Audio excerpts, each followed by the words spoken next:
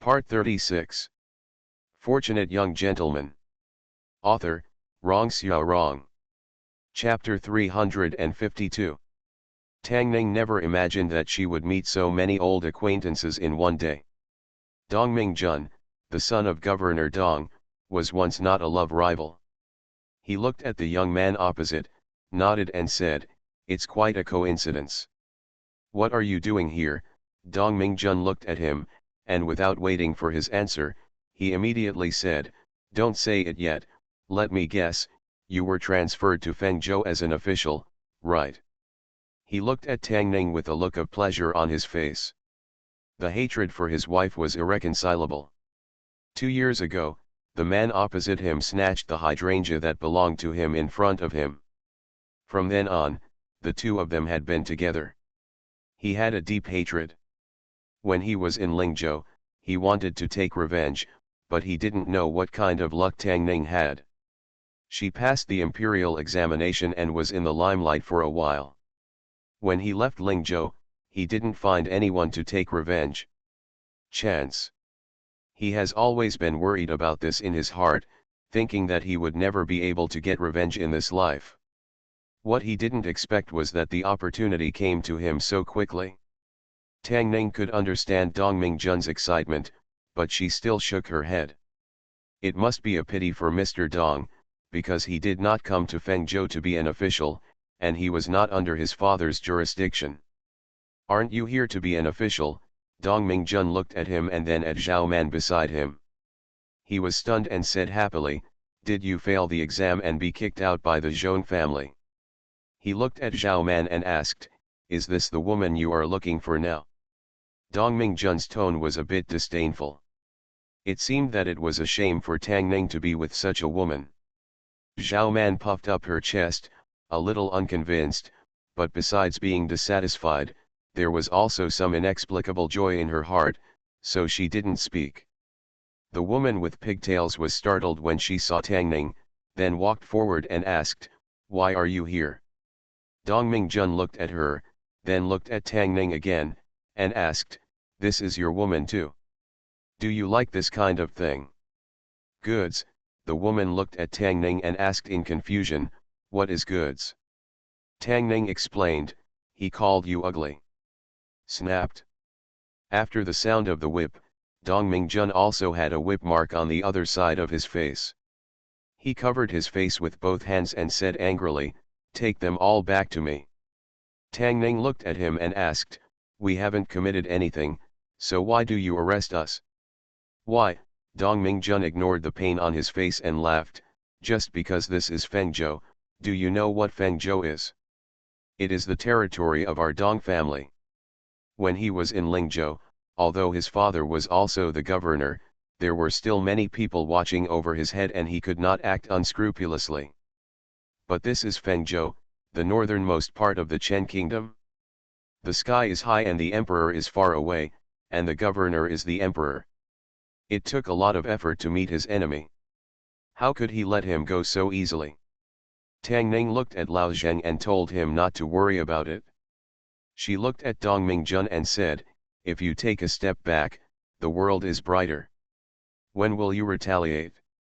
Why should brother Dong hold on to the past?" Dong Mingjun looked at him and said, "Do you think you still have a chance for revenge?" He couldn't avenge his wife, and he had no interest in the two women around Tang Ning. What he was really interested in was Tang Ning.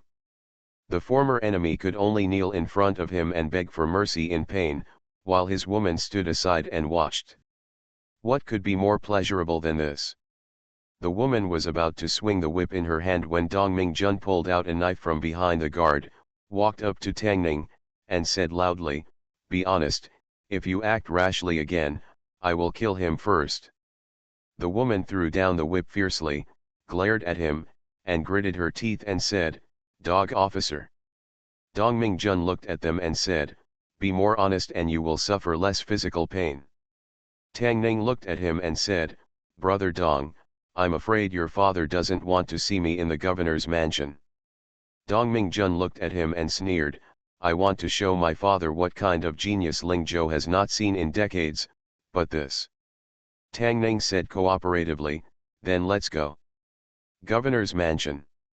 Dong Qunyi, the governor of Fengzhou, was pacing in the hall with a sad look on his face. In the early years, I formed a relationship with Zhong Mingli, but I didn't expect that he was demoted to Fengzhou, and the matter was still not over. Although the wedding messenger is not his immediate boss, he can become the wedding messenger at a young age. His future is unlimited. If he remembers that there is an enemy in Fengzhou in the future, he will not even have a place to retire. While they were still staying in Fengzhou for a few more days, he must show enough sincerity. He didn't ask to be able to climb this line, but just asked him not to hold grudges.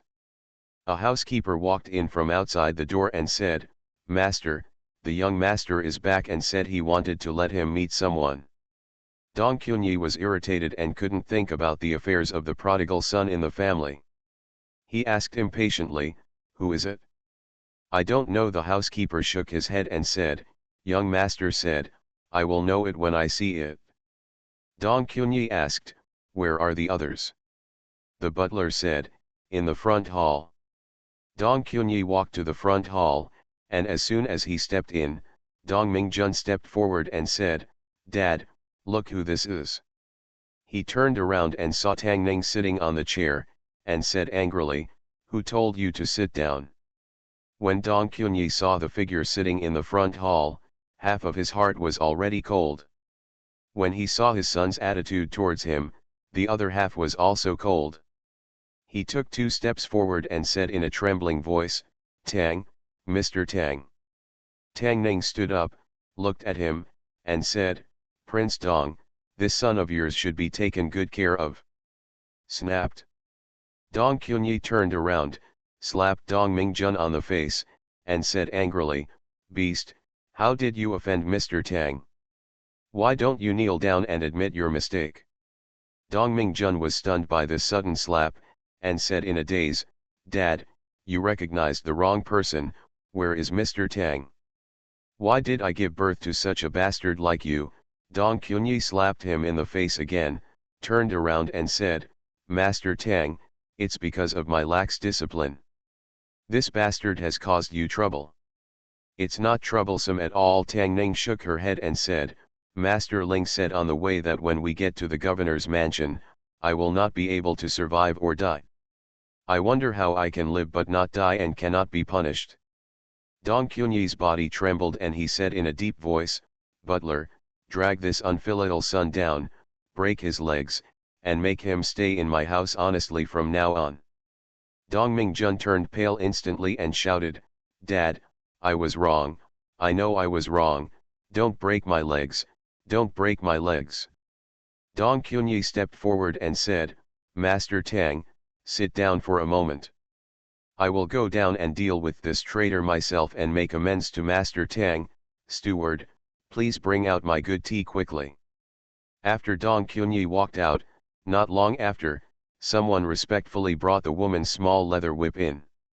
She put the whip away and stuck it in her waist, looked at Tang Ning and asked, "Are you a high official?" "Junior official." "Then why is he so afraid of you?"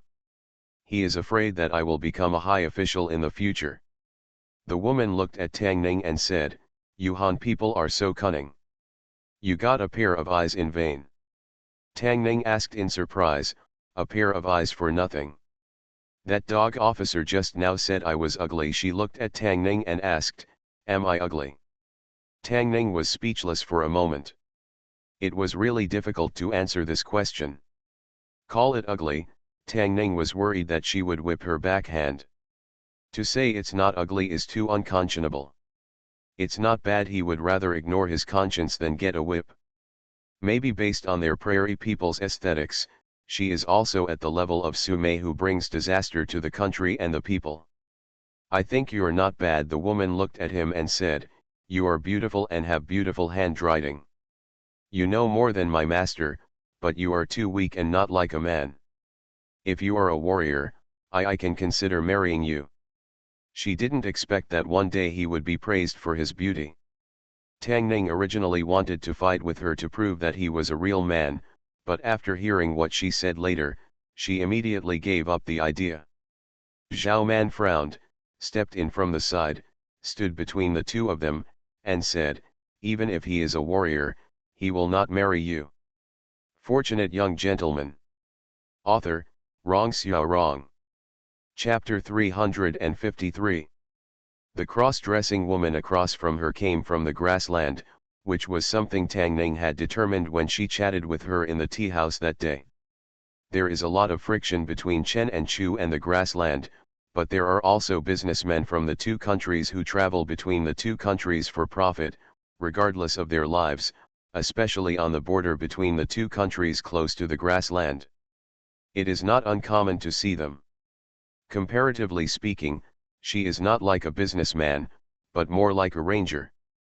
Last time, she came to help the proprietress who sold tofu pudding. This time, she also helped a female entertainer who encountered injustice on the road. Although her values are a bit wrong when she doesn't have to rob. But there is no denying the chivalrous spirit in her. Screams could be heard outside the door, and not long after, Dong Qunyi walked in slowly, followed by a housekeeper. The dog has blind eyes and cannot recognize the mountain. I have offended Mr. Tang and I have already punished him severely. He forced a smile on his face and asked the butler to pass the tray in his hand and said, this is a small kindness. Think of it as an apology to Mr. Tang, and please accept it. The red cloth covering the tray was rolled up, and Tang Ning saw a stack of banknotes underneath. Tang Ning was not short of money. He had not used the banknotes that Xiao Ai had prepared for him. If he accepted these banknotes, if someone named Dong reported him back, wouldn't he be asking for trouble? What's more, it's not worth it for just a few hundred or even 1,000 taels of silver.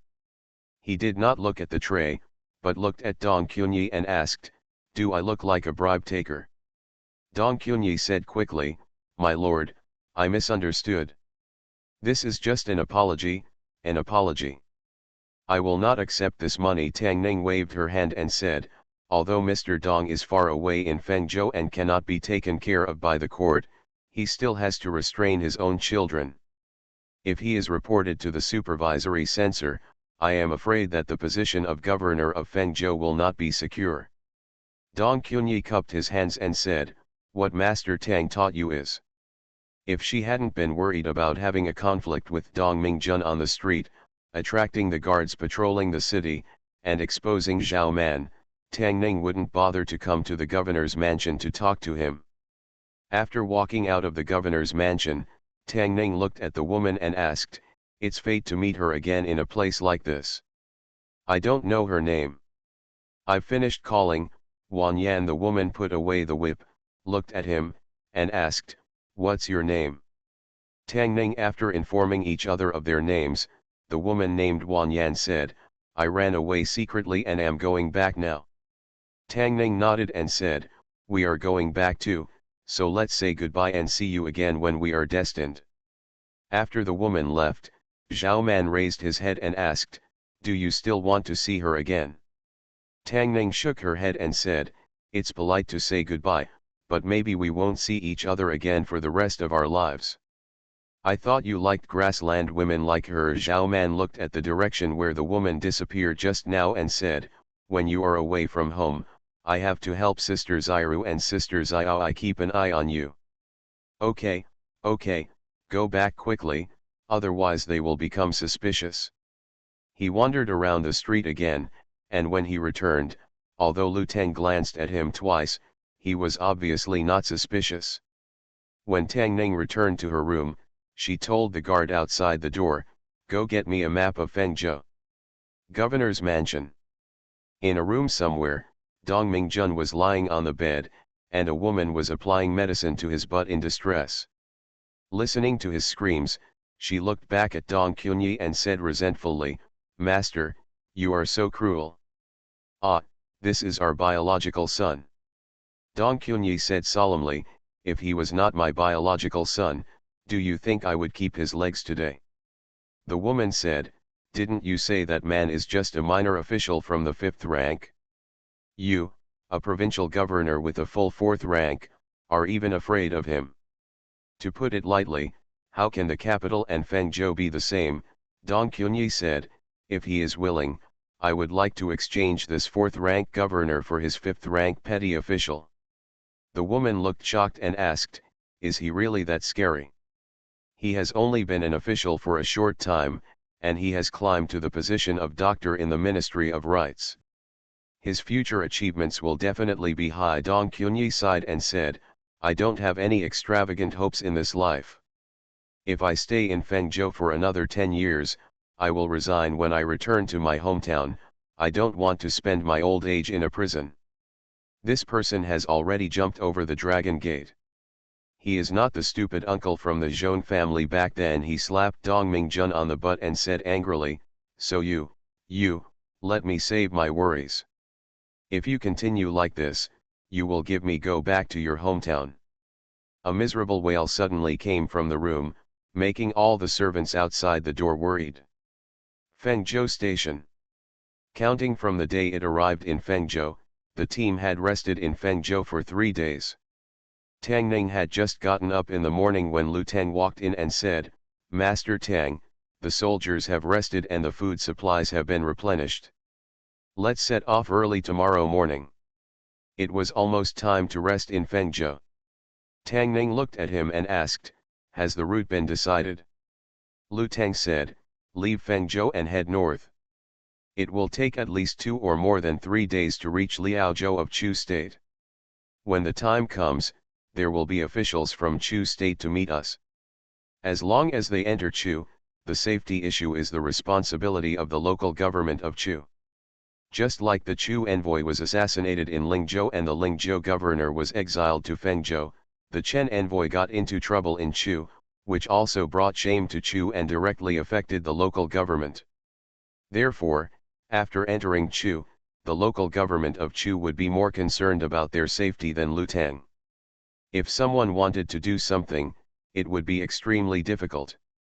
If it was Tang Ning who didn't want the marriage between Chen and Chu to go smoothly, he would also choose to take action before the delegation entered Chu.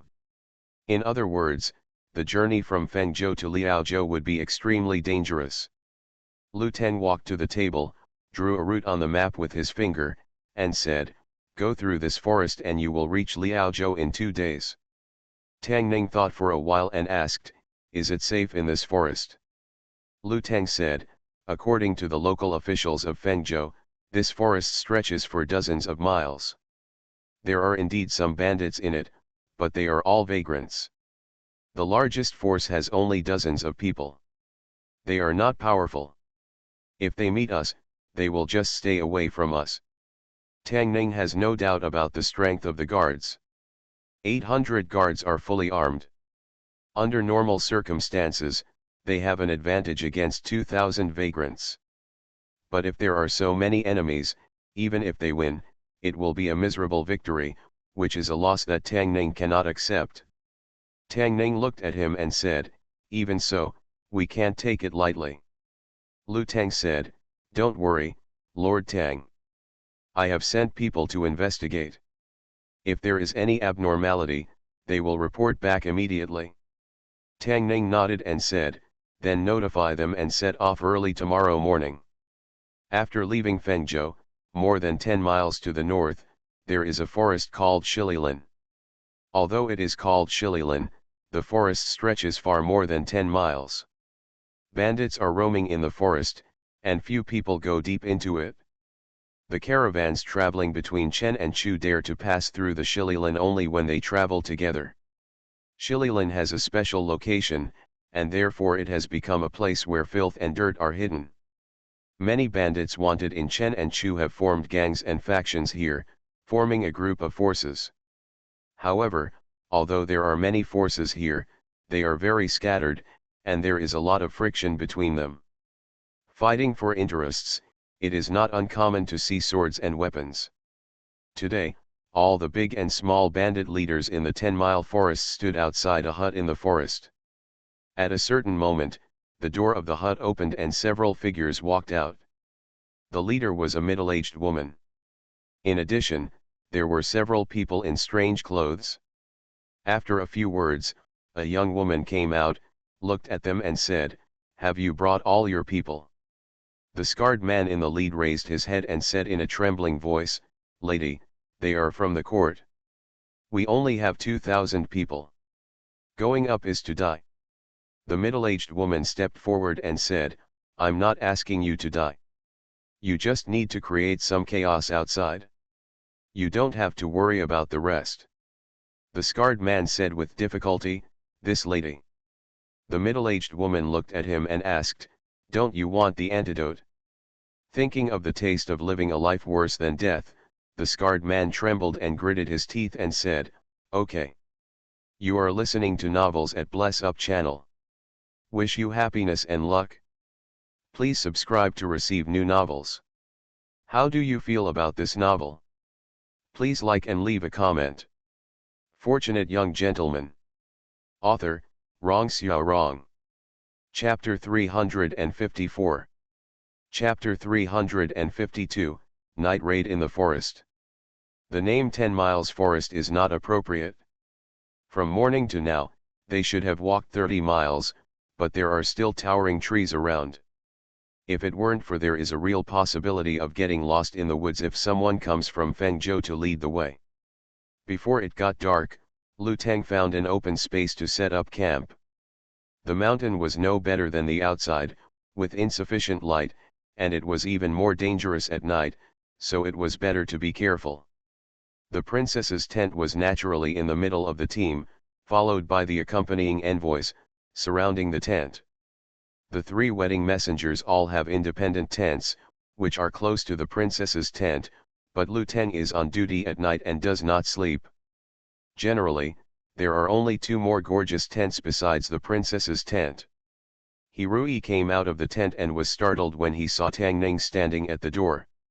He immediately took a few steps back and asked, "Master Tang is not in the tent, what are you doing here?" Tang Ning looked at him and said, "My tent is broken. I wonder if I can spend the night with Mr. He." When Hirui heard this, he shook his head almost without thinking and said, "Master Tang, I don't know something. I have night wandering syndrome while sleeping. I am worried about hurting Master Tang at night, so I would like to ask Master Tang to find another place." Tang Ning said firmly, "Then I have to watch Master He even more. What if Master He does something to hurt himself?" "No, no, no," Hirui waved his hands repeatedly and said, "If I sleep alone, I won't suffer from sleepwalking." Hirui had already been extremely vigilant in his heart. Normally, the 2 of them couldn't stand each other. How could Tang Ning suddenly care about him? If he agreed, he would be poisoned or have diarrhea tomorrow, so he could only say goodbye. The state is closed. The 4 colleagues along the way were a warning to others. How could he dig his own grave?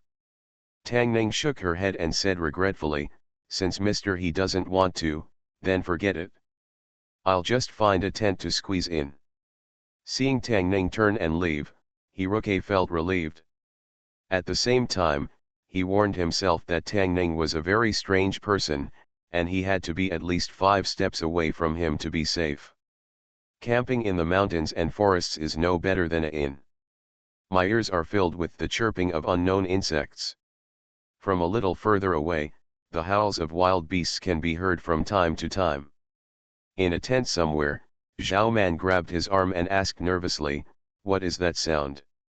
Tang Ning listened carefully and said, "Maybe it's a wolf." Zhao Man grabbed his arm with a little more strength and said, "I'm afraid." Tang Ning patted her hand and said, "Don't worry, I'm right outside." After watching her sleep, Tang Ning walked out of the tent. Lao Zheng was sitting by the fire grilling meat. She saw him walking over and cutting a piece of meat from the lamb leg. Tang Ning took it with a dagger, tasted it, and praised, "It tastes good." In addition to his excellent knife skills, Lao Zheng was also good at barbecue.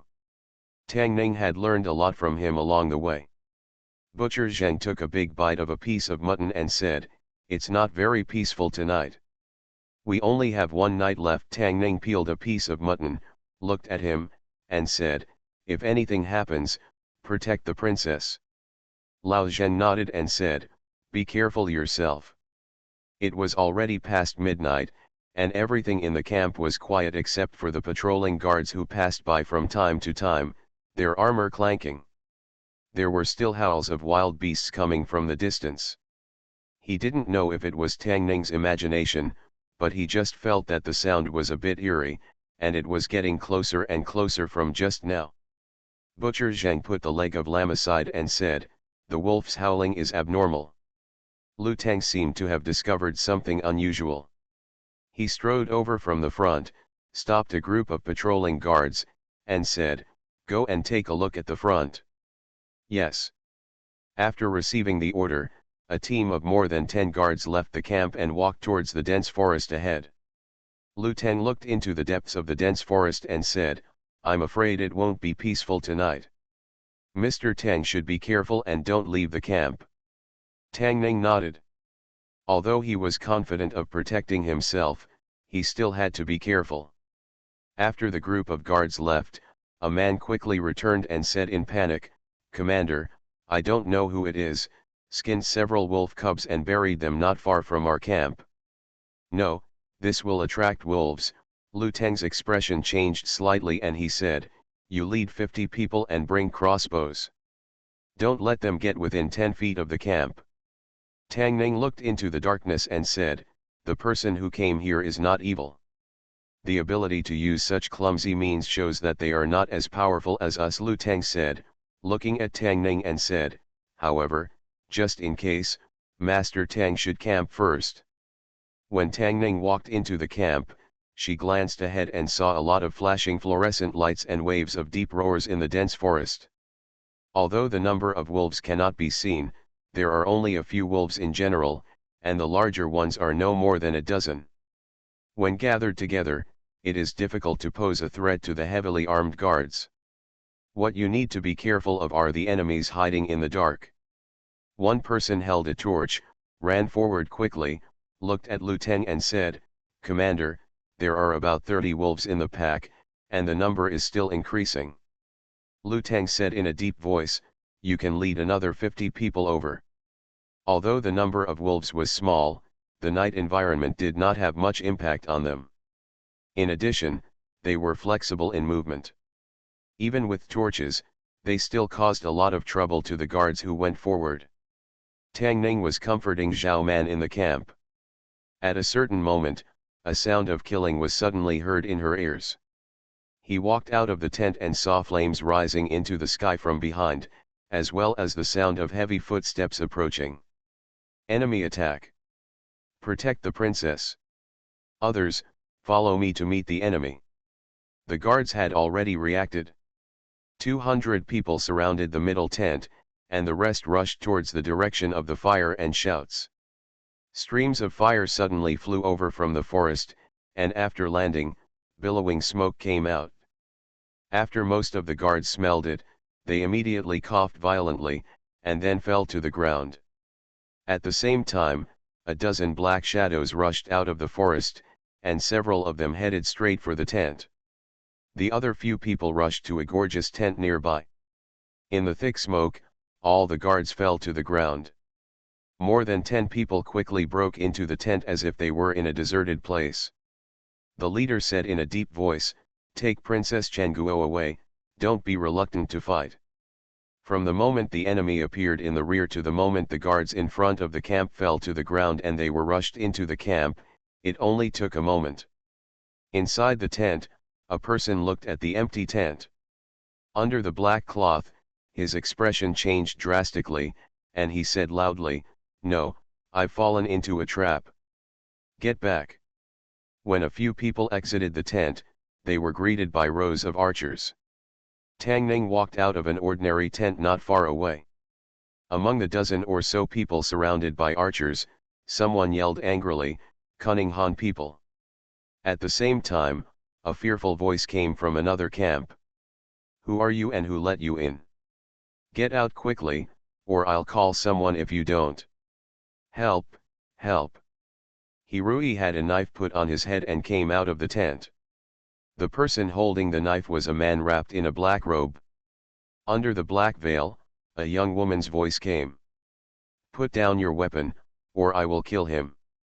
Hirui looked at Tang Ning, his voice full of fear, and said loudly, "Master Tang, save me, save me." Tang Ning stepped forward. Behind Hirui, the woman's eyes widened with an expression of extreme disbelief. After a brief moment of surprise, she tightened her grip on the knife and shouted, "Let them put down their weapons." Hirui's voice was already hoarse and he said hoarsely, "Master Tang, save me. Do you think killing Mr. He will be useful?" Tang Ning looked at the woman behind Hirui and said, "Kill one Mr. He, and there are thousands of other Mr. He. Mr. He is so upright and upright, do you think he will accept you, threat?" He took a step forward, and the woman took a step back. Hirui stood there, as if he had been struck by lightning. After a moment, he roared, "You are avenging private revenge, Commander Liu. I want to see Commander Liu." "Don't worry, Master He. If you die, I will definitely avenge you." Tang Ning looked at Hirui and said, "If you die in the line of duty, the court will definitely treat your family well." BQ. Fortunate Young Gentleman. Author, Rong Xiao Rong. Chapter 355. Chapter 353 of the main text volume of Ruyi Little Man, trading out of Fengzhou and heading to Chu State.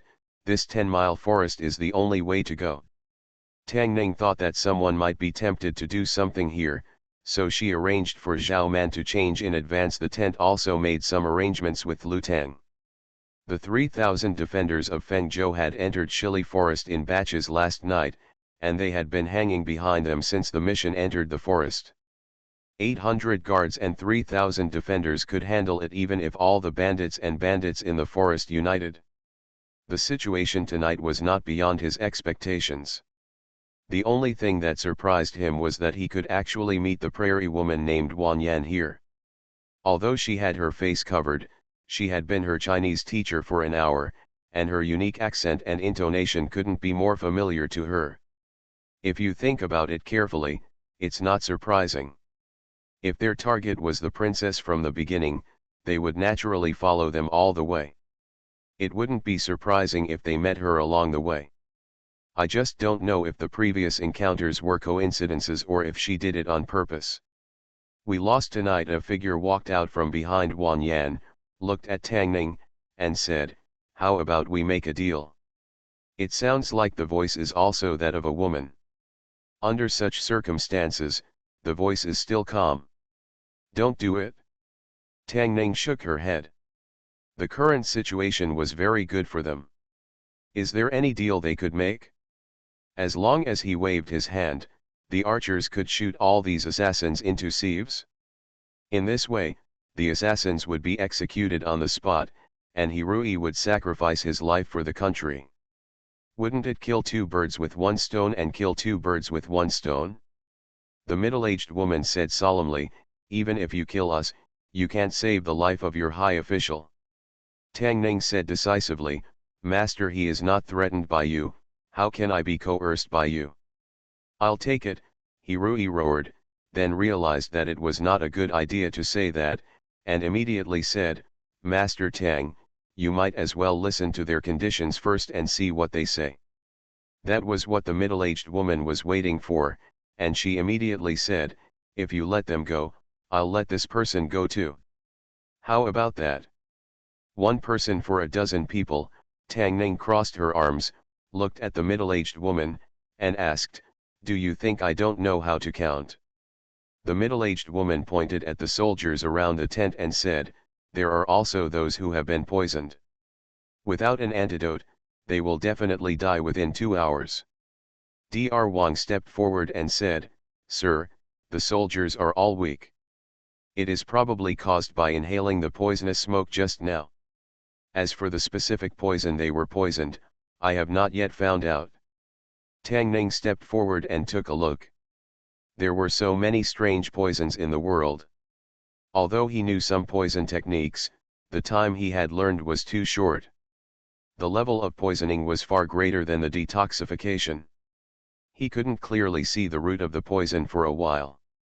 At this time, Lu Teng had returned from the rear and said, "Master Tang, the 2,000 bandits in the forest did not make any resistance and have captured all of them.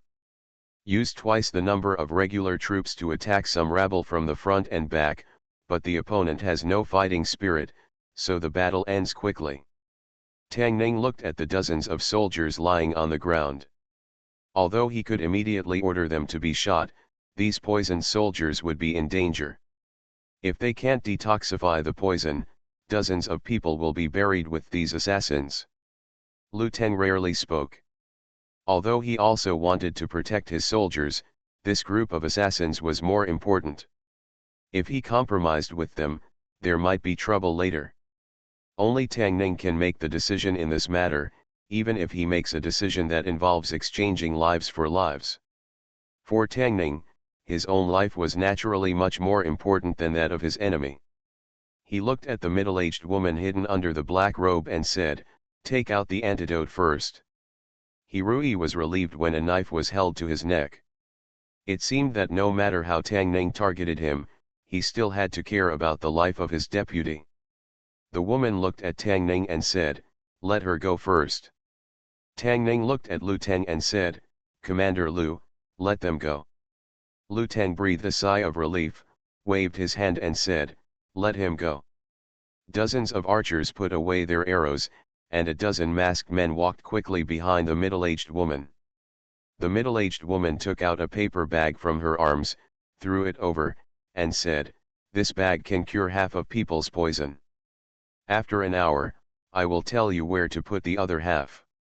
"How do I know if this antidote is working? What if it's just a delaying tactic on your part?" Tang Ning looked at her and said, "What if the poison reappears after 2 days of detoxification?" The middle-aged woman looked at him and asked, "What do you want?" "It's very simple." Tang Ning looked at her and said, "I can let you go, but you have to leave a hostage here. After a month, when we arrive in the capital of Chu State, if my people are safe and sound, I will let him go."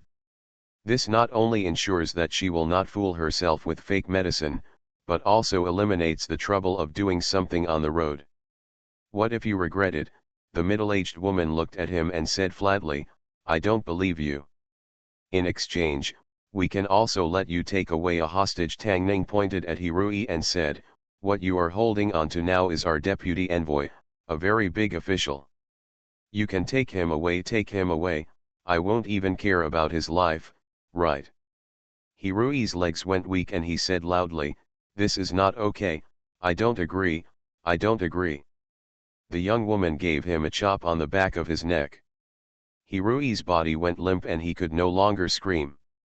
The middle-aged woman turned around and said something in a gibberish. Soon, someone stood up and said in Chinese that was not well marked, "I'll be a hostage." Tang Ning shook his head, pointed to the young woman in the front, and said, "I want her." In this group of people, although the middle-aged woman was the leader, the most distinguished one was obviously the woman named Wan Yan. They appeared here tonight, and Tang Ning could even guess that Wan Yan should be just her pseudonym. Her Chinese name should be Wan Yan or something. The one who least wanted the marriage between Chen and Chu was the rapidly rising Wan Yan tribe on the grassland. "No," the middle-aged woman refused without thinking. "Since you said no," Tang Ning looked at her and said with a smile, "then it must be her." The middle-aged woman said firmly, "She will never be your hostage." Tang Ning shook his head, "Then there is no room for negotiation." Lu Teng waved his hand, and dozens of archers aimed their bows again, and dozens of men in black were ready to face the enemy. "Master," the young woman looked back at her and said, "Let me go, otherwise they won't let you go. We have a big plan and can't delay." The middle-aged woman pondered for a moment, looked at her, and said, "You have to be careful." After she finished speaking, she looked at Tang Ning again and said, "If you dare to touch her hair, I will chop off one arm of your deputy envoy." Tang Ning looked at her and said, "Don't worry, if she has any problems, our deputy envoy will be at your disposal." The middle-aged woman took out another packet of medicine from her arms and threw it over again, saying, Mix these 2 packets of medicine together, add water and boil them into a pot, and feed them to drink it to detoxify. Tang Ning looked at her and asked, what if they are boiled separately? The middle-aged woman did not answer. Tang Ning cursed in his heart. He also knew a little about poison, so how could he not know the tricks? Mixing them together is an antidote, and boiling them separately may be 2 other poisons. If he didn't keep a watchful eye, I'm afraid these soldiers would be killed by this sinister woman. He pointed at the young woman and said, "You, come here." The woman walked in front of him, tore off the veil on her face, and stared at Tang Ning with her eyes, as if she wanted to eat him alive. She looked at Tang Ning and gritted her teeth and said, "You are as cunning as them." Tang Ning waved his hand, "Tie her up." When she was tied up, she seemed very resistant. She looked at Tang Ning and said, "Can you let them go now?" Tang Ning waved his hand, and the archers retreated again. Tang Ning looked at the middle-aged woman and said, "You can go now. Don't forget your hostages. After a month, when you arrive at the capital of Chu, you will release them. If she has any mishap, you will wait for your deputy envoy to collect her body." The middle-aged woman looked deeply at the tied woman and turned away. The 2 men in black kicked Hirui, who fainted on the ground, hard, and then carried him away. Lu Teng looked at Tang Ning and asked, "Master He, for the safety of the soldiers, we have to let Master He down for now." Tang Ning sighed and said, "I believe Master He will understand our approach." /13 13482/ Fortunate Young Gentleman. Author, Rong Xiao Rong. Chapter 356. Dr. Wang studied the antidote that the middle-aged woman gave them for a while, then came over and said, "Master Tang, although I am not sure whether this medicine has antidote effect, it is not poison. Even if I take it, the situation will not be the same worse." The girl who was left as a hostage by Tang Ning was obviously very important to those people. For her safety, the middle-aged woman should not make a fuss about the antidote. Tang Ning thought about it and said, "Follow what she said first. Boil 2 packets of medicine into a pot, find the one who is most poisoned, and try it first. After half an hour, if he feels better, let everyone take it." Imperial physician Wang cupped his hands and said, "Master Tang is still thoughtful. I will do it now." After Dr. Wang left, Lu Teng looked at him and said, "All the bandit leaders in the 10-mile forest have been captured. What should we do with them?" Tang Ning clapped her hands and said, "Let's go take a look first." Lu Teng thought for a moment and then asked, "What about this woman?" Tang Ning looked at her and said, "Send it to my tent. I have something to ask her later." Lu Teng nodded, looked at the person behind him, and said, "Send her to Master Tang's tent." The man looked at the grassland woman, then at Tang Ning, with a look of admiration on his face, and nodded, "Take your orders." In fact, Tang Ning also had mixed feelings towards that woman. It's hard to paint a dragon or a tiger, but they know the person but not the heart. Who would have known that the savage girl who had a good relationship with them along the way turned out to be an assassin who wanted to destroy the marriage between the 2 countries? Since their positions are different, naturally there can be no talk of friendship. Outside the camp, in another open space, the Fengzhou defenders surrounded more than 1,000 bandits. More than a dozen bandits were tied up and sat on the ground. There were actually a lot of them, but when they were surrounded by the imperial guards and defenders, they quickly became disorganized, and most of them had no intention of resisting. Therefore, only a few people were injured in the battle on Lu Teng's side. He won easily. "General, we are forced to have no choice. That woman poisoned us. If we don't listen to her, there is only one word of death." Yes, we actually didn't want to. We didn't resist, and we asked the general to let us live. The poison on our bodies has not been cured yet. Please ask the general to let the woman hand over the antidote." When Tang Ning walked over, Several thieves were still crying and howling. Master Tang. General Liu. Tang Ning said hello to the garrison general. The general looked at him and said, "What should we do with these people? Shililin is already outside Fengzhou. Although it is still within the jurisdiction of Fengzhou, as long as these bandits do not gather to attack Fengzhou city, the defenders will not bother to exterminate them. If they really want to capture them all, not only will they not be able to fit in the prison, there may still be chaos in Fengzhou city." Tang Ning understood their concerns, looked at the thieves, and said, "Leave them to me." As he walked over, the leader of the thieves shouted loudly, "Sir, has that woman been caught?" Tang Ning looked at them and said, "Let's go." "Leave, leave," all the thieves were shocked and blurted out, "What about our poison? It's over. At dawn tomorrow, all of us will be gutted, vomited blood and die. Damn woman, you've done so much harm to us." No wonder the bandits who usually live in separate camps within 10 miles of the forest gathered together. It turned out that the woman had poisoned the capital of these thieves. Tang Ning looked at one person and asked, "What poison did she give you?" "We don't know what the poison is," the man thought for a while and said, "We only know that when the poison is active, the internal organs will be twisted together, and life will be worse than death." Tang Ning thought for a while and asked, "Is it a red powder that she gave you to drink?"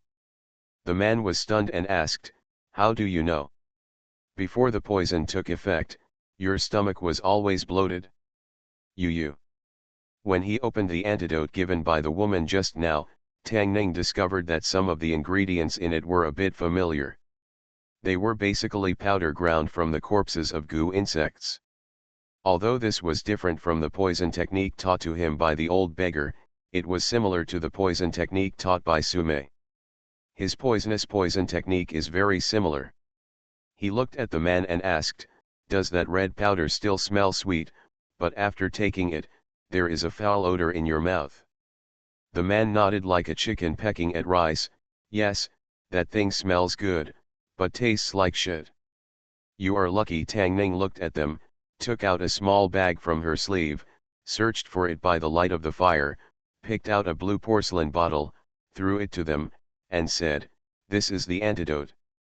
One person hurriedly reached out to take it, opened it, and poured out a very small pill. He looked at Tang Ning and questioned, "Is this really the antidote? If you don't take it, I'll take it."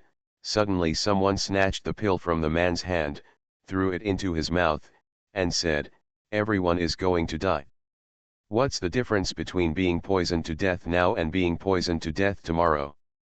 Before he finished speaking, his expression suddenly changed. He leaned on the ground and started vomiting violently, vomiting a large amount of fishy stuff from his mouth. Everyone looked at him in shock, and those who were eager to try immediately retracted their hands. After a while, the vomiting man slowly sat up, raised his sleeves, wiped his mouth, touched his stomach, and said in surprise, "My stomach is no longer bloated, and my poison is gone." When everyone saw this, they immediately started grabbing with green eyes. "Give me one." "Take it, this is mine." "You beast, leave one for me." After taking the antidote, everyone fell to the ground with their hands, vomiting all over the place, and the place was stinking. Tang Ning stood a little further away. The woman was skilled in poison techniques, so he had to be careful on the way. Poisoning was one thing, and the people controlled by her poison were also a big trouble. Not long after, the bandit leaders came over, clasped their fists and said in unison, "Thank you for the antidote." Tang Ning waved his hand and said, "Don't thank me. Although those antidotes can cure the poison you have been poisoned with, they also contain another strange poison. However, this poison will not take effect until a year later. Within a year, if you abide by the law, I will naturally have someone send you the antidote. If you continue to do evil, you will still not escape the fate of having your intestines pierced and your internal organs burned." Plop. After hearing this, several people's legs softened and they knelt on the ground. After finally getting the antidote, I thought my life was saved, but who knew that I had just escaped from the tiger's den and entered the wolf's den? You are talking nonsense. One person pointed at him and said in a trembling voice, "Where is such a poison in the world? Believe it or not." Tang Ning looked at them, turned around and left.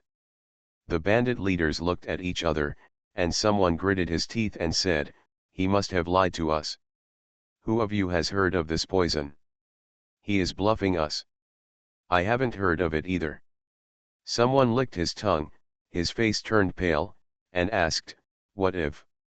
When Tang Ning walked back, Wang Yi stepped forward and said, "Lord Tang, the medicine given by the woman should be the antidote. After taking it, the soldiers have gradually recovered their strength." "That's good." Tang Ning nodded and said, "However, to be on the safe side, it is better to observe it for a while." He went to Zhao Man's tent to comfort her for a while, and waited until she fell asleep before returning to his own tent. "Just now, I asked Lu Teng to send the woman over because I had something to ask her. Including her specific identity, how many people they dispatched for this trip, and what plans and methods they had. Even if she had become a hostage, it was better to ask about these things clearly." He walked into the tent and was stunned. The woman was not in his tent. He was shocked. Did she run away? The next moment, he found something moving on his bed. He walked over and lifted the quilt. He saw the woman lying on the bed with a white cloth stuffed in her mouth, her body bulging and struggling. The rope on her body was not untied, but a different way of tying her was used. It looked very artistic, and of course very shameful. Tang Ning looked back. Lu Teng's subordinates actually had such a talent for rope art. The woman looked at him with her beautiful eyes wide open. Because her mouth was blocked, she could only make a humming sound. Tang Ning took the cloth out of her mouth. She stared at Tang Ning and gritted her teeth, "If you dare to do anything to me, I will kill you." "How will I do to you?" Tang Ning looked at her flat figure, strange clothes, and the unknown smell coming from her body. She shook her head and said, "You wish." This chapter was first published on AIU Voice Novel Network. Please remember the website address. You are listening to Novels at Bless Up channel. Wish you happiness and luck. Please subscribe to receive new novels. How do you feel about this novel? Please like and leave a comment. Fortunate Young Gentleman. Author, Rong Xiao Rong. Chapter 357. Tang Ning has been a Han Chinese in both of his lives, so his aesthetics are naturally different from those of the grassland people. He likes traditional women like Xiao Ru Xiao Yi, or gentle and virtuous, or well-educated, or bold and straightforward like Tang Yao Yao, or charming and considerate like Su Mei. He would not have any thoughts about a little girl like her who likes a whip even if she was tied up and thrown on his bed. She is a wild horse, and Tang Ning's family does not have grasslands. Tang Ning looked at her and asked, "Should I call you Miss Wan or Miss Wan Yan?" The little girl still stared at him with her big eyes and did not answer. "Wanyan, Wanyan." Tang Ning looked at her and asked, "You are from the Wanyan tribe. What's your name? Is it Wanyan Yan?" She continued to stare at Tang Ning and gritted her teeth and said, "You guessed wrong. I am not from the Wanyan tribe, and my name is not Wanyan Yan." "I think so too." Tang Ning nodded and said, "Wanyan Yan is too ugly. How could someone be called this name?" The woman on the bed panted and said angrily, "Your name is ugly." After finding out her name, her identity was naturally self-evident. The Wanyan tribe was determined to unify the grassland, but was suppressed by the Chen and Chu countries. Naturally, they did not want the two countries to form a marriage on the basis of the alliance. "I won't ask what your name is, nor which tribe you are from." Tang Ning looked at her and asked again, "How many people did you come this time, and what plans do you have?" She lay on the bed, closed her eyes, and said, "I will never tell you even if I die." Her refusal to cooperate made Tang Ning a little helpless. They wanted to destroy the marriage between Chen and Chu, and Tang Ning didn't want Zhao Man to marry there. They didn't have any deep hatred and had a common goal.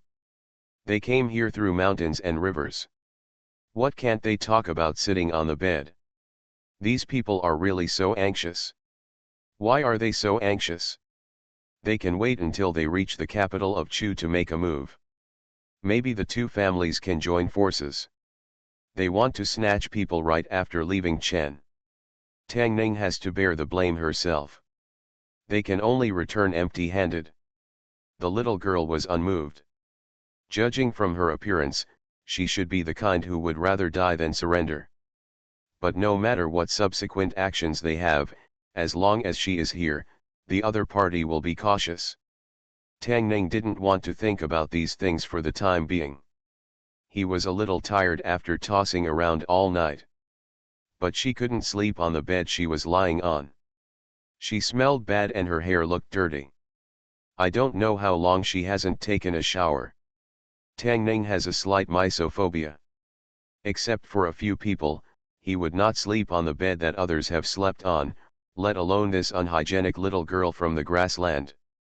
I don't know how Lu Teng's men do things. They asked him to send the person to the tent instead of tying him up with a tortoise shell and sending him to his bed. Sir. When he was about to take a clean quilt and find a new tent to sleep in, a voice suddenly came from outside the tent. Tang Ning stood up and said, "Come in." A man came in with his head down, put 2 candles on the table, and said, "Sir, I only found 2 candles. You can use them first. If there are not enough, I will ask someone to find more." Tang Ning looked at him. What kind of people are Lu Teng's men? There are lanterns and oil lamps in the tent. Why did he send candles? He is crazy. Although there was a lot of noise last night, it soon returned to calm. Nothing happened all night. When Tang Ning opened his eyes, it was already bright. He still didn't change the tent yesterday, but just set up a new bed in the tent. The woman who was still lying on the bed last night didn't know when she got off the bed, leaning against the corner of the table, rubbing the rope behind her. She had been grinding since last night, and now she had succeeded for the most part. If she was given another hour, she would succeed. She just hoped that person would not wake up so early. She prayed in her heart. At a certain moment, she glanced inside the tent and found that Tang Ning was looking at her. She paused and the atmosphere became a little awkward. Tang Ning got off the bed, and she immediately dodged backwards. Abusing prisoners was inhumane, and the rope tied to her body was too shameful. Tang Ning walked over and said, "Don't struggle, I'll help you untie it." Seeing Tang Ning coming over, she became more alert and asked, "What tricks are you trying to play? It's so uncomfortable to be tied up." "You'll feel better after you untie it," Tang Ning said, and walked straight behind her to help her untie the rope. She stood there, with an unbelievable look on her face. She glanced at Tang Ning with her peripheral vision and did not move again. However, the moment the rope was loosened, she suddenly stretched out her hand and grabbed Tang Ning's neck. Last night, she had already understood that Tang Ning was the leader of this group of people. As long as she caught him and threatened him, she would be able to get away. "Stop it!" Tang Ning turned his body to the side, bent 2 fingers, and hit her head hard. Wang Yanyan was in so much pain that tears were about to flow out. She covered her head and looked at him angrily. Tang Ning looked at her and said, "You are a prisoner. I won't abuse you, but you should not act rashly. Being a prisoner requires the awareness of being a prisoner." She wanted to rebel at any time, and hitting her head was already a very light punishment. According to his estimation, Lord, he would not be treated as she is now in the hands of those people. Wang Yanyan gritted her teeth, clenched her fist with one hand, and attacked his chest again. Tang Ning grabbed her wrist, and she took a step forward, bent her knees and pushed hard. If she hit him this time, his happiness in the next life would be ruined. Even clay people have some anger. They attracted wolves yesterday, released poisonous smoke to assassinate, kidnap Lord He, the deputy envoy, and wanted to destroy his happiness. Tang Ning twisted her hand, her wrist hurt, and she turned her back. Tang Ning raised his other hand and slapped her butt hard. Snap! The sound was crisp and loud, even Tang Ning felt a little painful when he heard it, and one of his hands was numb. Wang Yanyan fell on the bed, covering her butt, her face flushed, half of it was pain, and half of it was shame. Master Tang, when do we set off? Lu Teng walked in from outside and saw the woman from yesterday lying on the bed with her hands covering her sensitive parts. He immediately lowered his head and said, "Sorry, Master Tang is busy first. I'm going to kill you." He walked out of the tent and heard the murderous voice coming from inside. He couldn't help but shudder. The wise and intelligent Master Tang was not always as gentle as he imagined. Inside the tent, Wang Yanyan, who had repeatedly attacked and failed, had clearly realized that the man in front of her was not the weak scholar she had thought before. Although he looked thin and weak, he was stronger than most warriors in the tribe. She was not his opponent at all. She covered her buttocks and stood in the corner, confronting him from a distance. Tang Ning shook her numb hands and asked, "Are you still fighting? This little girl is really savage. I don't know who she learned kung fu from. She specializes in the lower body. For men, every move is fatal. As long as you get hit once, you will lose your combat effectiveness and may also lose other functions." This made him very angry, and he did not hold back. Wang Yanyan gritted her teeth and said, "No more fighting." The part where she covered her hands was burning with pain, and she felt that her butt must be swollen now.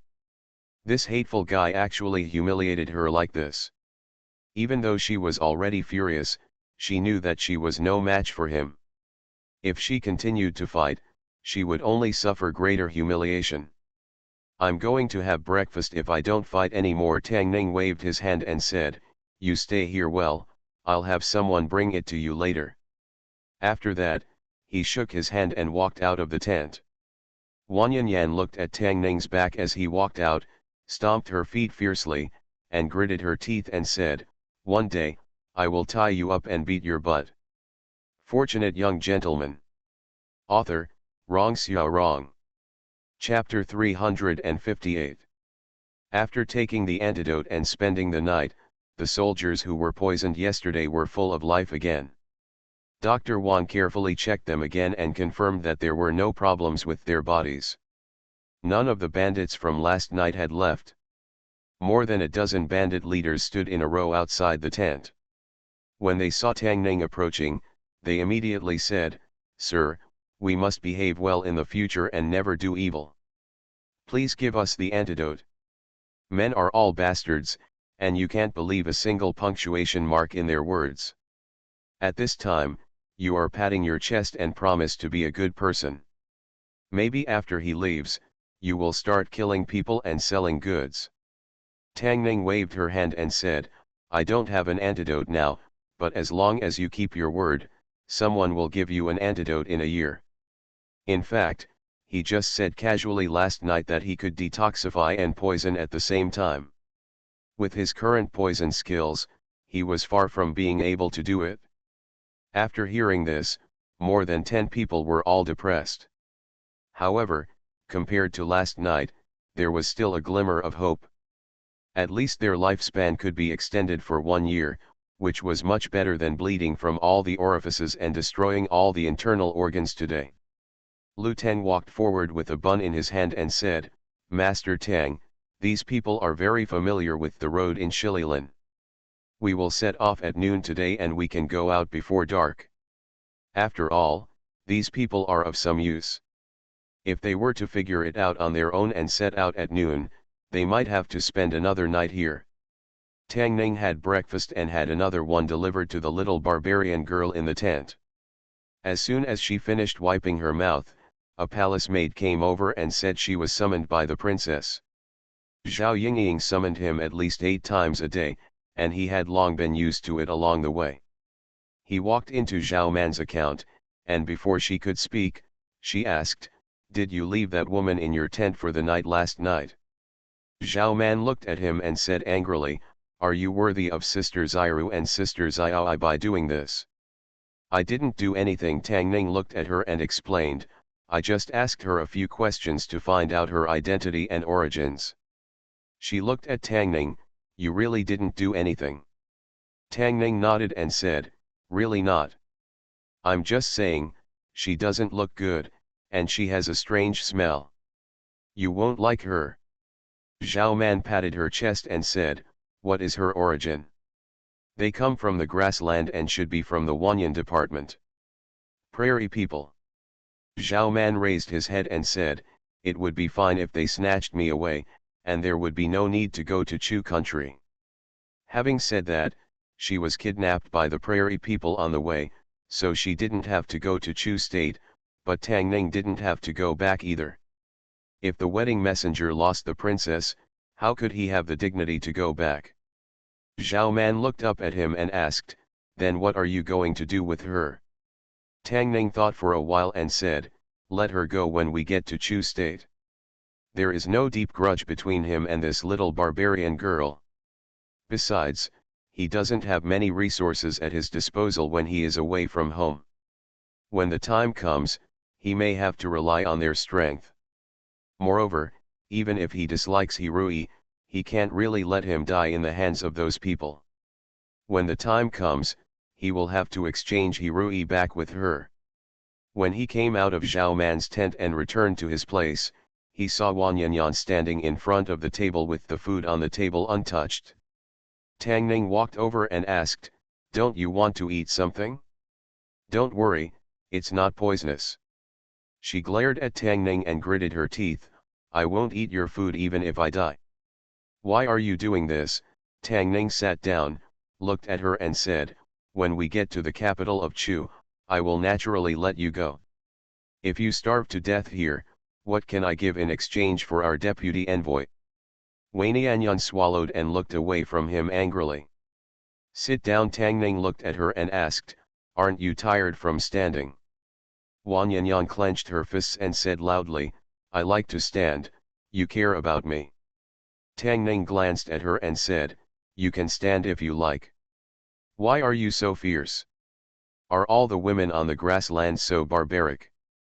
Seeing that Tang Ning ignored her, she was silent for a while and asked, "Where is my whip?"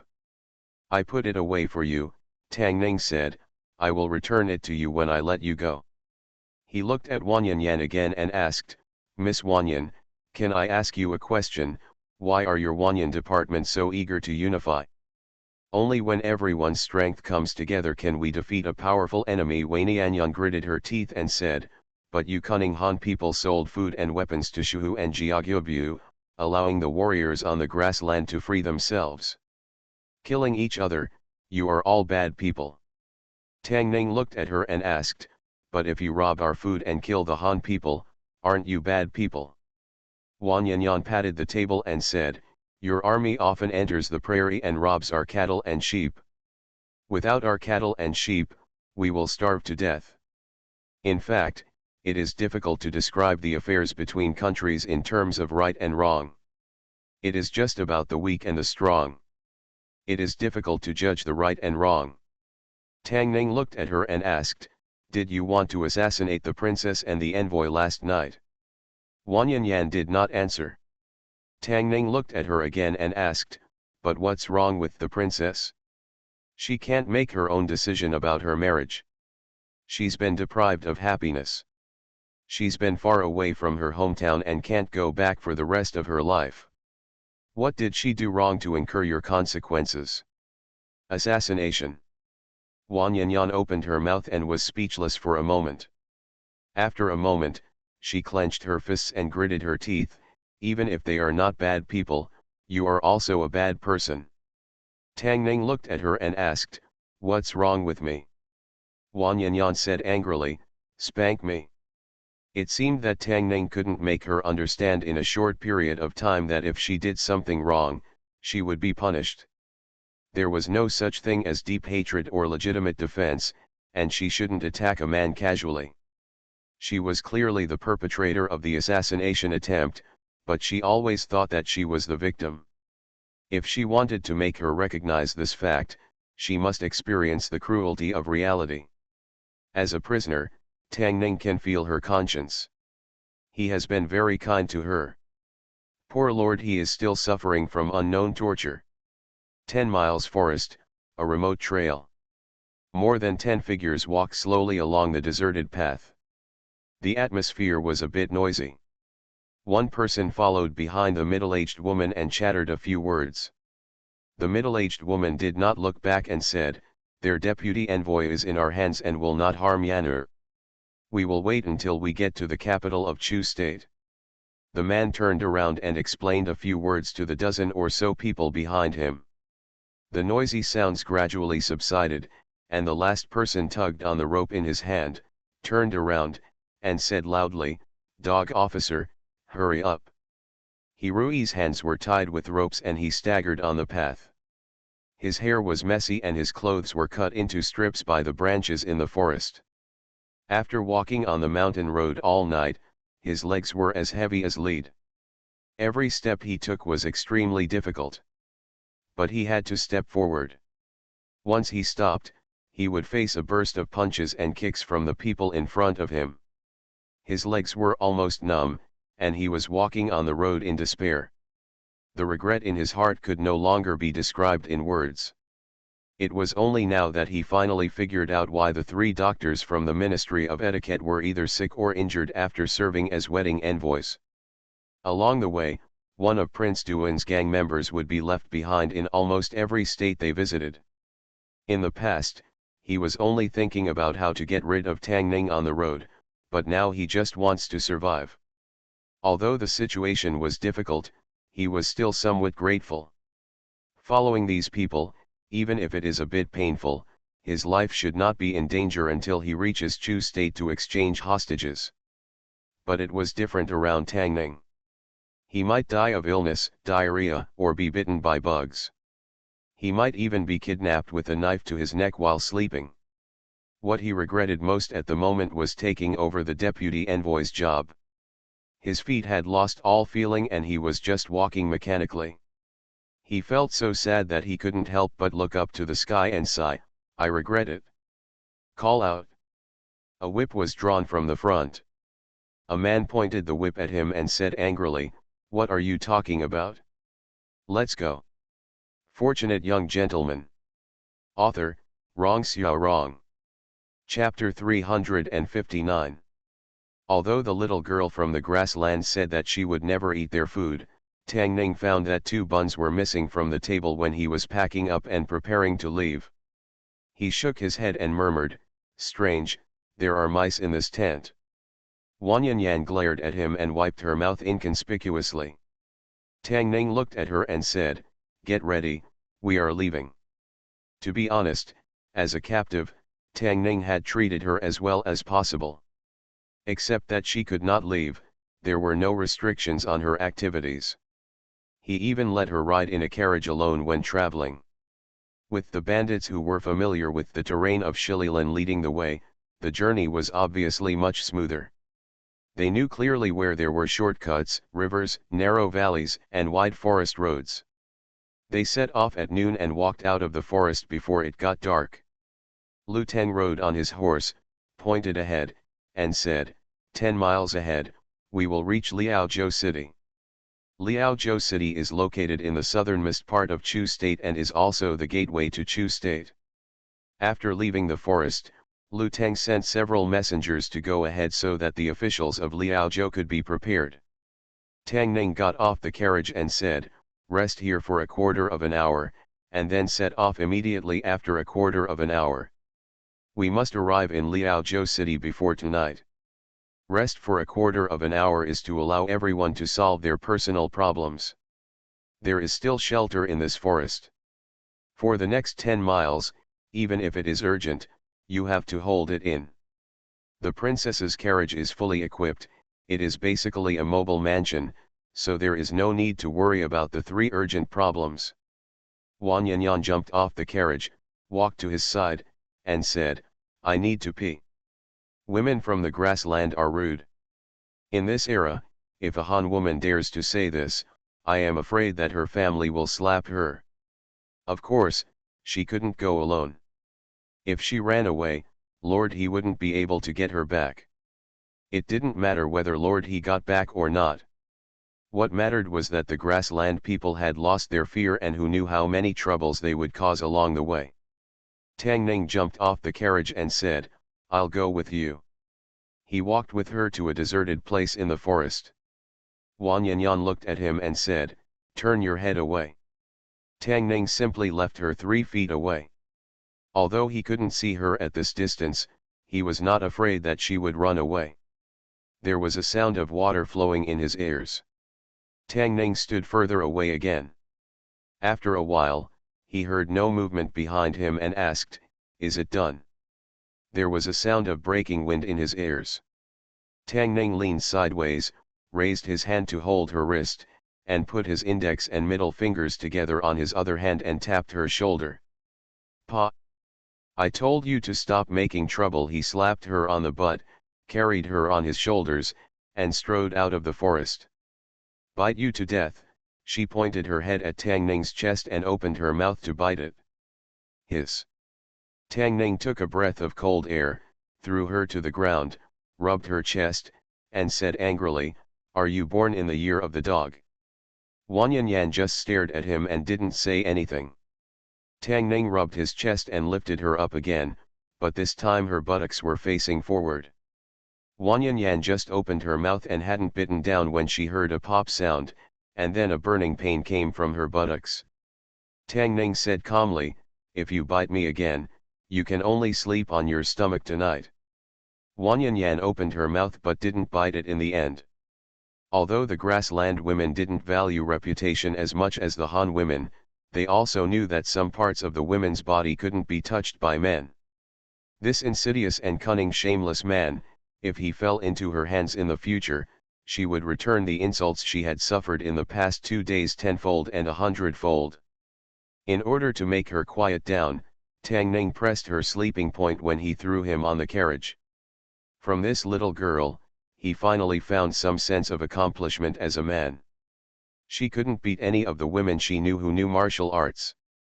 The appearance of this little girl finally made him regain his confidence. Lu Teng watched him and Wan Yanyan walk into the woods, and then watched him carry her out. Only half of a quarter of an hour had passed. He shook his head slightly.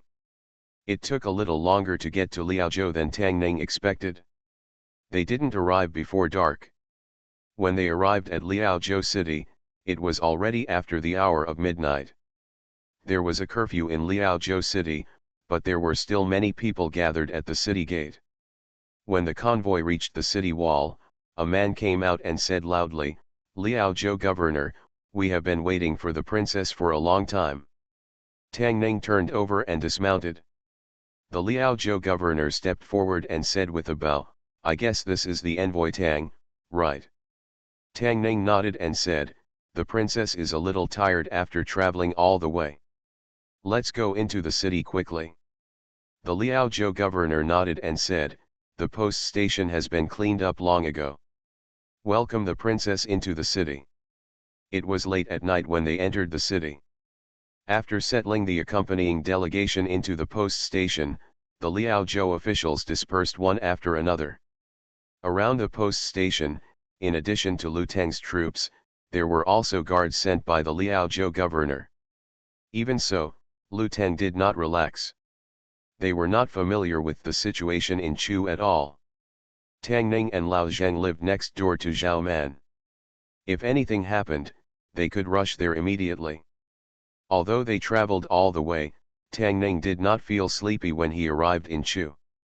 He sat in the yard, poured a pot of wine, and drank by himself. On weekdays, he seldom drinks. Tonight, the moon is full, and he suddenly feels like drinking. He asks the accompanying cook to prepare a few side dishes and toasts to the moon. He has been away for more than 2 months. He doesn't know how Xiru and Xiaoi are doing, how Xiaoxiu's martial arts have improved, whether Sumei can sleep alone, whether Tang Yejing's love syndrome has improved. They are getting closer and closer to the capital of Chu. Li Tianlan might be shocked when the time comes. Although he misses Xiru and Xiaoi, he is also looking forward to seeing her again. Tang Ning raised his head and took a sip of wine, and asked, "Is your butt itchy again?" A figure sneaking up from behind him immediately deflated, and then sat down opposite him with a swagger, picked up the wine pot and drank a few gulps, then reached out his hand, pinched a mouthful of food from the plate and put it into his mouth. She wiped her mouth casually and was about to pinch it a second time when Tang Ning hit her hand with a chopstick. She quickly withdrew her hand, blew hard on the back of her hand, and glared at Tang Ning.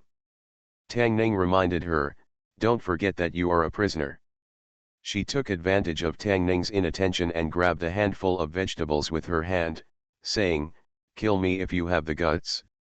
Tang Ning had no choice but to get her a pair of chopsticks. Wan Yan Yan held them in her hand, looked at him, and asked, "How do you use them?" Tang Ning must have done something wrong in his previous life. Not only did he teach her Chinese, but he also taught her how to use chopsticks. The little girl, who was quite talented in languages, could not learn how to use chopsticks.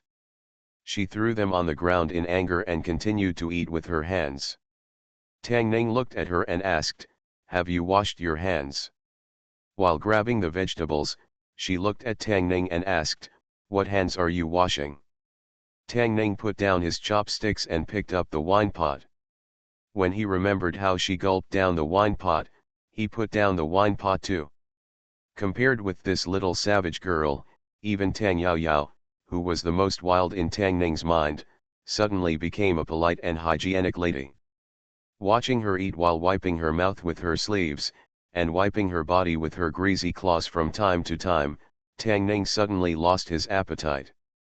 He smelled a strange smell around him and asked, "How long have you not taken a bath?" Wan Yanyan was very interested in Tang Ning's appetizers and said casually, "I took a bath a month ago." She looked at Tang Ning's hand on her shoulder, unable to move, and could only stare at him, angrily saying, "What do you want to do?" Tang Ning walked outside the courtyard and said to a guard, "Go and call 2 palace maids over."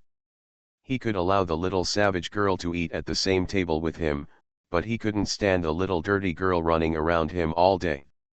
Tang Ning pressed her acupuncture points, threw away all the clothes she was wearing, and asked 2 palace maids to help her take a thorough bath. The pig-killing sound in the room lasted for half an hour. Tang Ning sat in the yard, blocking her ears with a headache. Outside the yard, 2 guards stood at the door and looked at each other with fear and admiration. Who said that Lord Tang would only take less than a quarter of an hour? It's almost half an hour. Being hygienic is a good habit, regardless of nationality. It is good for yourself and others. Tang Ning decided to help her develop a good habit of taking a bath every day. Next time she eats directly with her hands, she will starve for a day. After an unknown amount of time, the pig-killing sound in the room disappeared. Wan Yanyan, wearing Zhao Man's clothes, with her hair disheveled and barefoot, ran out of the room, staring at Tang Ning and shouting, "I'm going to kill you." Her hair was no longer tied into small braids, but was completely loose. She also changed her fur clothes into a high-quality silk dress. Although Tang Ning looked fierce, she was no longer as sloppy as before. Tang Ning thought to herself, as expected, there are no ugly women, only lazy ones. After taking a bath and changing her clothes, the little girl actually transformed into a beautiful girl. You are listening to Novels at Bless Up channel. Wish you happiness and luck. Please subscribe to receive new novels. How do you feel about this novel? Please like and leave a comment. Fortunate Young Gentleman. Author, Rong Xiao Rong. Chapter 360. Snapped. King Xian slapped his hand on the table and said angrily, "I tried to take all precautions, but I still failed to take precautions." "What's wrong?" Princess Xian looked at him, suspicion flashed in her eyes, and asked, Are you hiding something from me? It's okay. King Xian shook his head and said, something happened in the court, and I have to deal with it now. He strode out of the door, and someone came forward and said, Your Majesty, there is something fishy about the prince's assassination. Do you want someone to investigate? Learning the bitter meat trick can be regarded as a skill. King Xian waved his hand and said, Don't worry about him, let him do it on his own. He looked at the man and said, Take people to find the princess and bring back the people who are with her. The man cupped his hands and said, Yes. Prince's mansion. The Prince of Chu State had gauze wrapped around his head and was lying on the bed. A maid beside him peeled the chilled grapes and put them into his mouth. A young man walked in from the door, walked to the bed, waved to the two maids, and they immediately stood up, saluted, and slowly withdrew. The young man looked at the prince and said respectfully, Your Highness, the news has been released. The news of your assassination has been known to everyone. The prince spit out the grape seeds and asked, What did they say? The young man said, Your Highness's trick is really clever. There are only the crown prince and the regent in the capital. Even if the regent doesn't want to bear the blame, he still has to bear it. The prince sneered and said, Isn't he famous? I want to see how he explains it. The young man smiled and said, If King Xian did not explain, the people would think that he acquiesced in the matter. If he forced an explanation, people would also think that he was trying to cover up. They would never have thought that His Highness would assassinate him.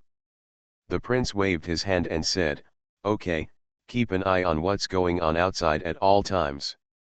If there is any news, report it to me immediately. Not long after the envoys from Chenkuahe grassland arrived in Kyoto, they were completely overshadowed by an incident before it aroused enough heated discussion. The prince's car was assassinated on the street, killing several guards, and even the prince himself was slightly injured. This can be said to be the most serious case that has occurred in the capital in recent years. The current emperor is seriously ill, and the prince, as the crown prince, is also the only heir to the throne. If something goes wrong, the government will be in chaos. Therefore, as soon as the case comes out, it attracts enough attention. Jingzhou Mansion Yamen and the Ministry of Punishment started investigating as soon as possible.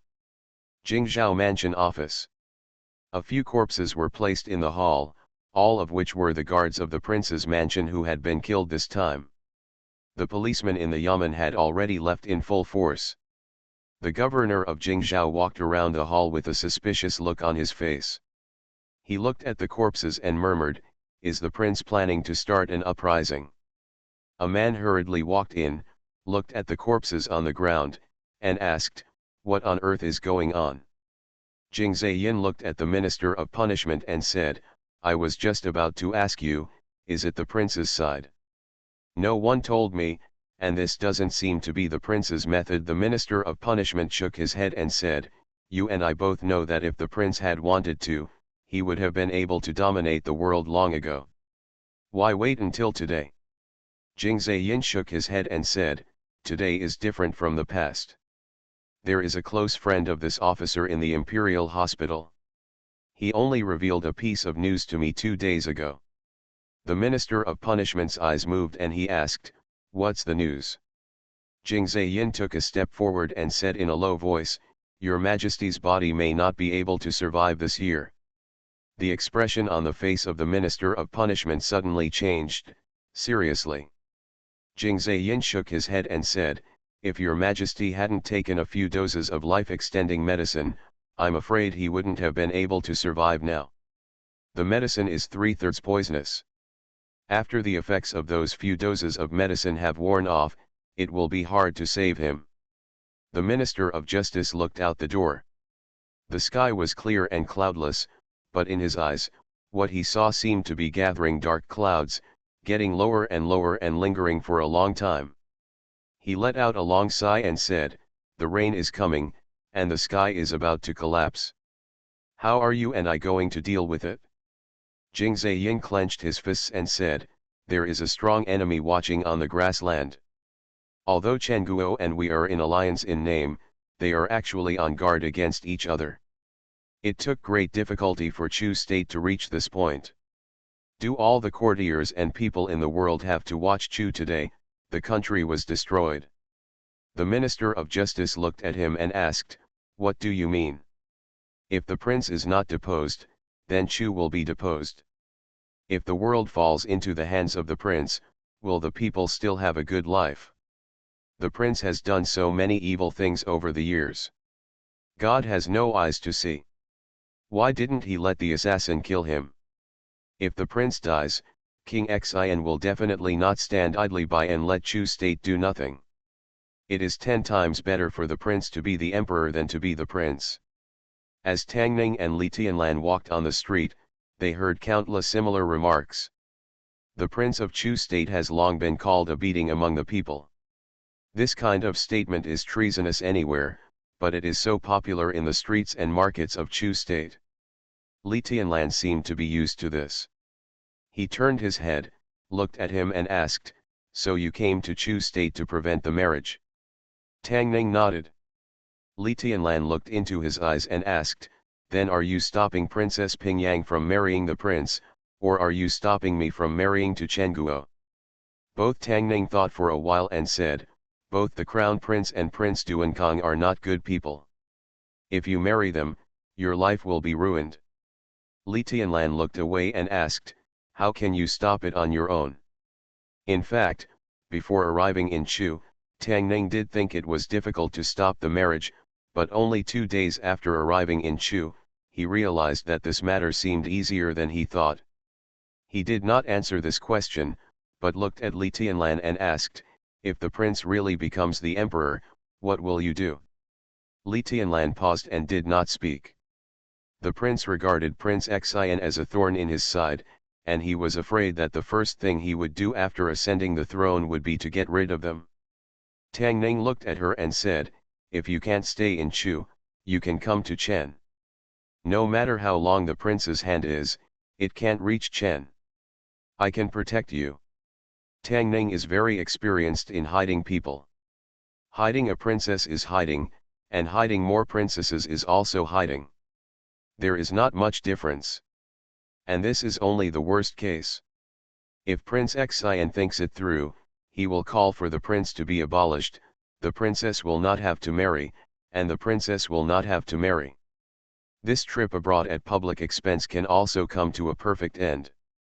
Li Tianlan glanced at him and said, "With your mediocre skills, protect yourself first." Tang Ning was about to speak when a team of guards came hurriedly from the back and walked in front of Li Tianlan. The leader bowed and said, "Princess, the prince asked you to go back. There is something important to discuss." Tang Ning looked at her and said, "You go back first. We will see each other another day."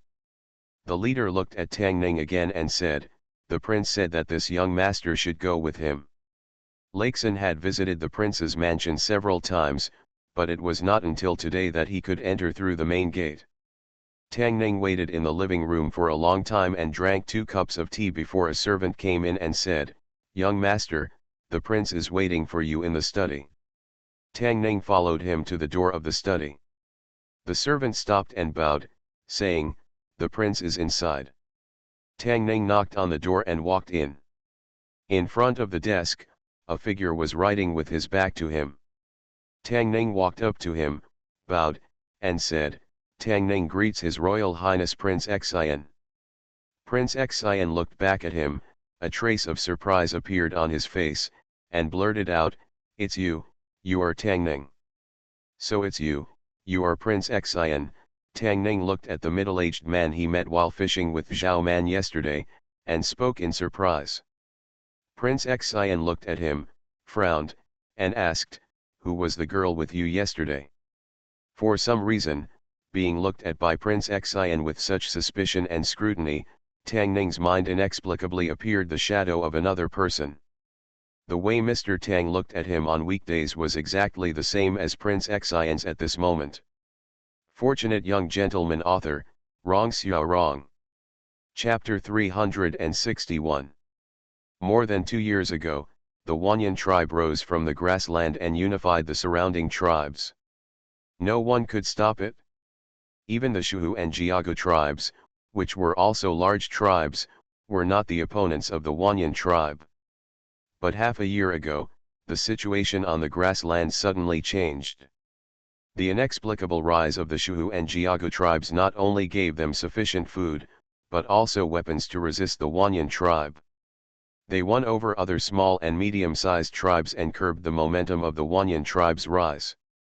The reason for this situation is that the two countries of Chen and Chu supported the Shuhu and Jiagu tribes behind the scenes and sold them salt, iron and weapons that would not be sold on the grassland on weekdays. Their purpose was to cause internal strife in the grassland and prevent the unification of the Sushan tribe. The culprit who came up with this plan and made their Wanyan tribe go from being unstoppable to having a hard time surviving was standing in front of her. Tang Ning looked across.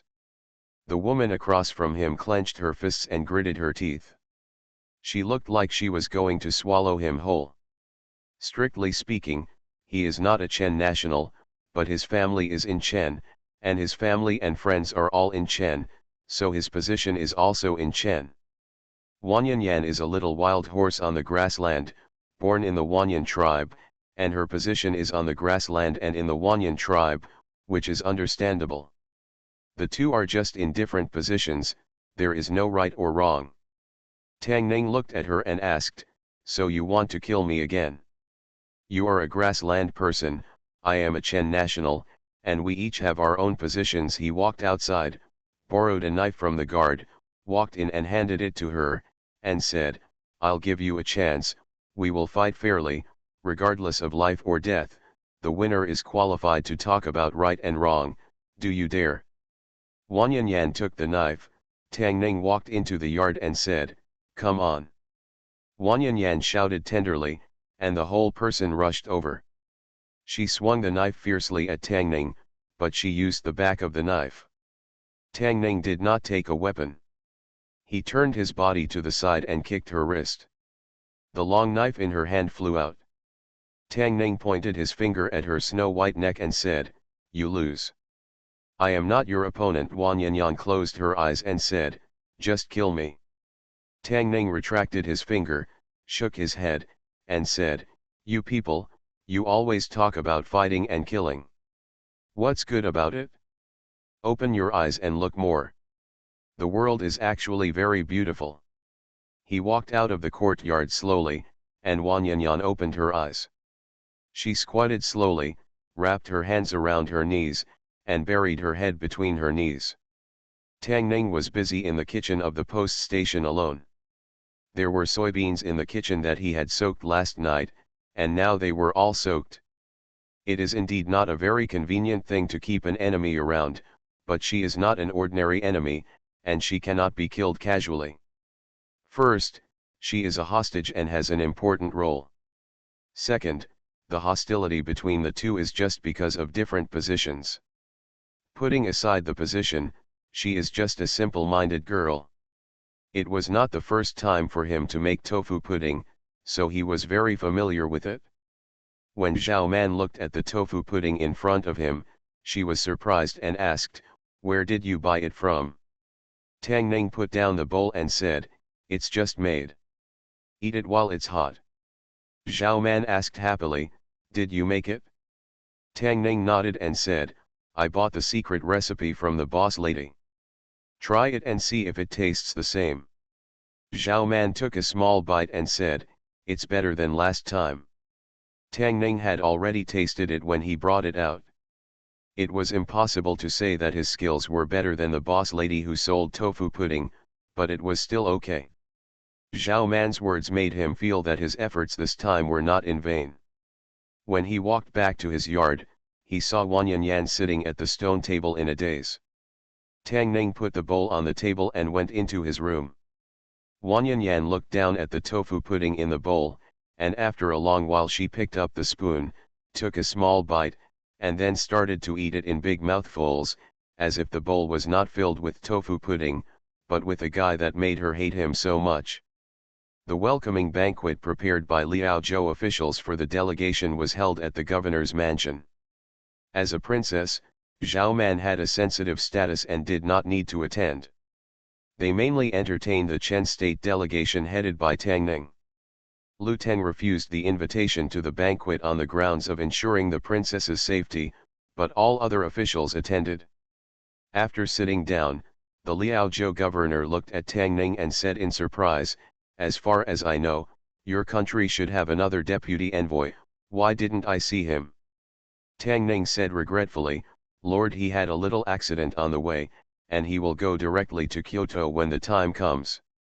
The Liaozhou governor did not ask more questions, and said with a smile, "Use your chopsticks, Lord Tang, try my Chu dishes and see if they suit your appetite."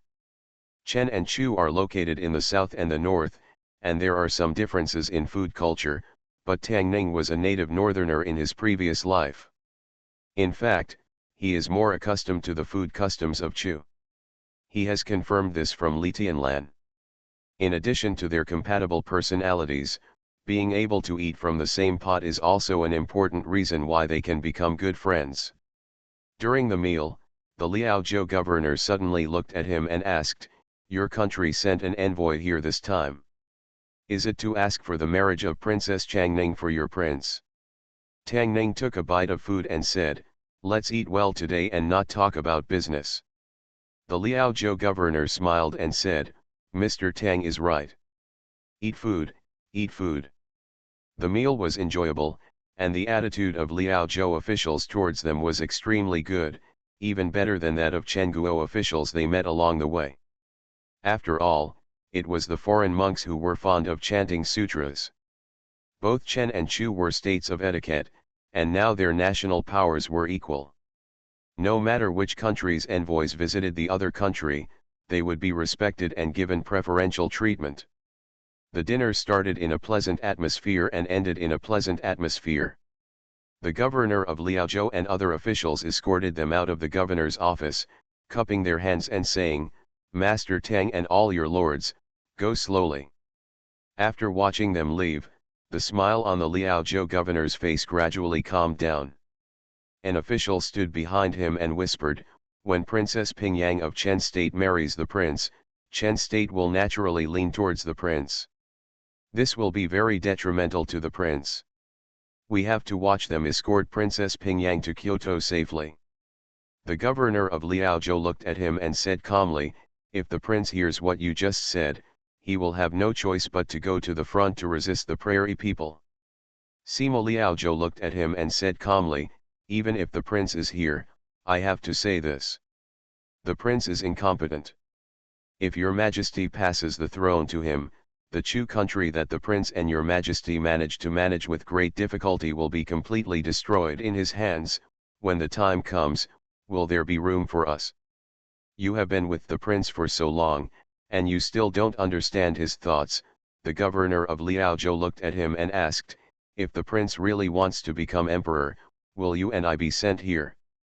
Sima Liaozhou smiled and said, "In life, you have no choice but to do what you want. The prince is not only incompetent, but also extremely narrow-minded.